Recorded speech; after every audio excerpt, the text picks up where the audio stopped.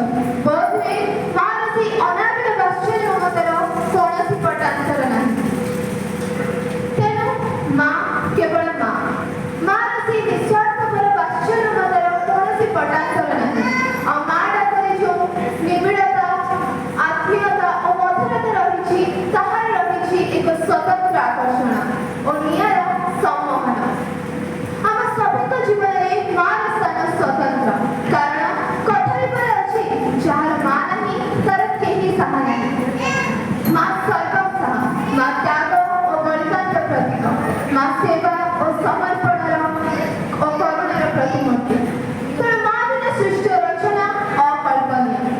ଆଜି ଆମର ପରମ ସୌଭାଗ୍ୟ, ଏହି ଅବିସ୍ମରଣୀୟ ଆବେଗଭରା ମାତୃ ଦିବସ ଆମ ସଭିଙ୍କ ପାଇଁ ଆଜି ଆଣିଦେଇଛି ଏକ ଦିବ୍ୟ ଅନୁଭୂତି, ଯେଉଁଥିପାଇଁ ଆଜି ଆମେ ସଭିଏ ଅନୁଭବ କରିପାରୁଛେ ମାର ସେହି ଅନାବିଳ ବାତ୍ସଲ୍ୟ ମମତାର ସୁଖଦ ସ୍ପର୍ଶକୁ।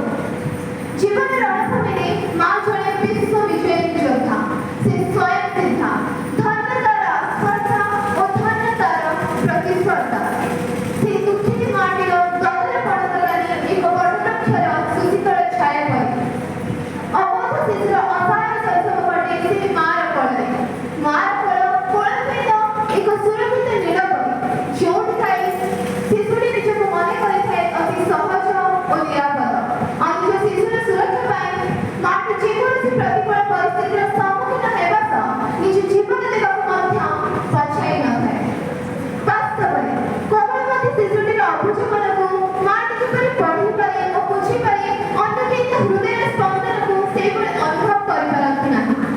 ତେଣୁ ପ୍ରକୃତରେ ଜଣେ ପିତାଙ୍କ ଅନ୍ତେ ମା ହୁଏତ ଉଭୟ ପିତାମାତାଙ୍କ ଦୈତ୍ୟ ଭୂମିକାକୁ ଅତି ନିଖୁଣ ଭାବରେ ତୁଲାଇପାରେ। ମାତ୍ର ମାଟି ବିନା ମାଙ୍କ ସ୍ଥାନ ପିତା ନେବା ବୋଧହୁଏ ଖୁବ୍ ବିରଳ।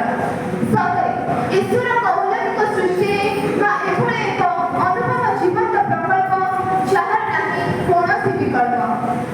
ସେହି ଜନ୍ମଦାତ୍ରୀ ମାର ମାତୃତ୍ୱ ନାରୀର ଏକ ପରିପୂର୍ଣ୍ଣ ରୂପ।